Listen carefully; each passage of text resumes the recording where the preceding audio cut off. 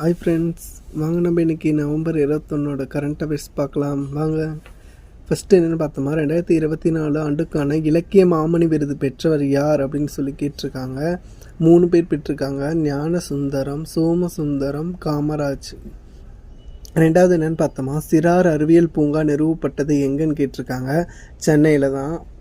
இந்திய நூலக அறிவியலின் தந்தை அப்படின்னு அவருக்காக டாக்டர் எஸ்ஆர் அரங்கநாதன் விருது வழங்கியது யாருக்கு அப்படின்னு சொல்லி கேட்டிருக்காங்க.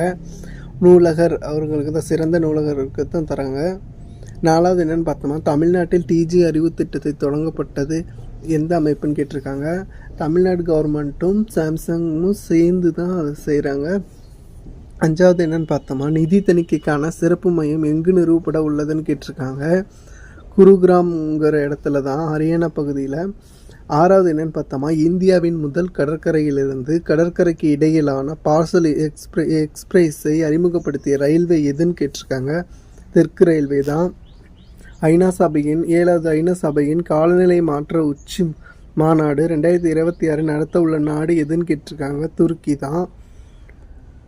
உலக தொலைக்காட்சி தினம் எப்போன்னு கேட்டிருக்காங்க. நவம்பர் 21. உலக மீன்வள தினம் எப்போன்னு கேட்டிருக்காங்க. நவம்பர் 21. வருமுன் காப்போம் திட்டம் எப்போ தொடங்கணும்னு கேட்டிருக்காங்க. ஃபஸ்ட்டு 2006 கருணாநிதி அவர்கள் இது பண்ணார். அதுக்கப்புறம் பின்னர் கலைஞரின் வருமுன் காப்போம் திட்டம் ஸ்டாலின் இவர் பண்ணார் 2021.